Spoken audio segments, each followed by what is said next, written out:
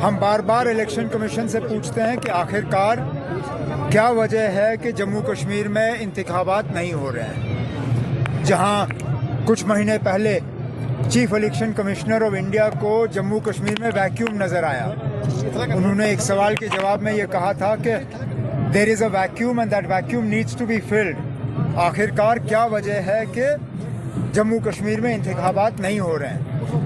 अक्सर बेशतर election commission से जवाब ये मिलता है कि जम्मू कश्मीर में होम मिनिस्ट्री से और जम्मू कश्मीर की हुकूमत से मशवरा करना होगा हालात के बारे में। अब अगर इलेक्शन कमीशन इलेक्शन नहीं करा रही है, कहीं ऐसा तो नहीं है कि उनको जम्मू कश्मीर की हुकूमत और मरकज़ की हुकूमत से इजाज़त नहीं मिल रही? और अगर ये बात सही है तो फिर सीधा सीधा इसके पीछे वजह यह है कि बीजेपी वाले यहाँ इलेक्शन नहीं कराना चाहते। लेकिन हम दोनों, बीजेपी और इलेक्शन कमीशन को इसके लिए कसूरवार ठहराते हैं। दोनों का फ़र्ज़ है यहाँ इलेक्शन कराना। सर, बीजेपी की तरफ से ये कहा जा रहा है कि पाकिस्तान से बातचीत के लिए नेशनल कॉन्फ्रेंस बात करती है। जब कालाकोट में इनकाउंटर हुआ तो उस वक्त नेशनल कॉन्फ्रेंस ने पाकिस्तान से बातचीत के लिए कही, तो उन्होंने आपत्ति जताई है।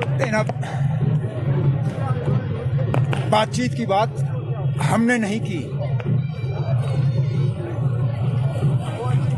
बीजेपी के सीनियर और सबसे टॉलेस्ट लीडर जो माने जाते हैं अटल बिहारी वाजपेयी साहब, उन्होंने ये सिलसिला शुरू किया था।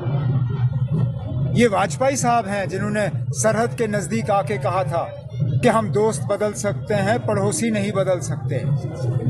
पाकिस्तान मुल्क जो है आपका पड़ोसी था, आपका पड़ोसी है, आपका पड़ोसी रहेगा। जहाँ तक बातचीत का सवाल है, मैंने हमेशा ये कहा है कि बातचीत के लिए माहौल तैयार करना ये जिम्मेदारी सिर्फ इस मुल्क की नहीं है। पाकिस्तान को भी जो हमारी परेशानियां हैं, जो हमारे कंसर्न्स हैं, उनको ठीक करना होगा। बातचीत के लिए माहौल तैयार करना ये पाकिस्तान की भी जिम्मेदारी है। और इससे ज़्यादा क्या कहें आप, और इसमें कहना भी क्या गलत है।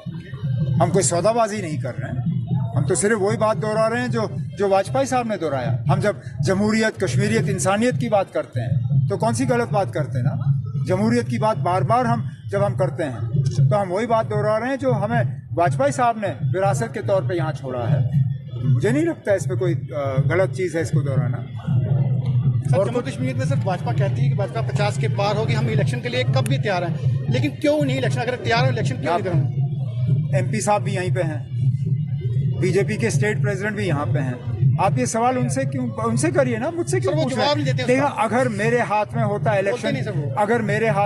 इलेक्शन कराना, मैंने कल इलेक्शन कराए होते यहाँ पे। मैंने राजस्थान, तेलंगाना, छत्तीसगढ़, मध्य प्रदेश के साथ इलेक्शन कराए होते। कल हमारे वोट गिन रहे होते ये लोग।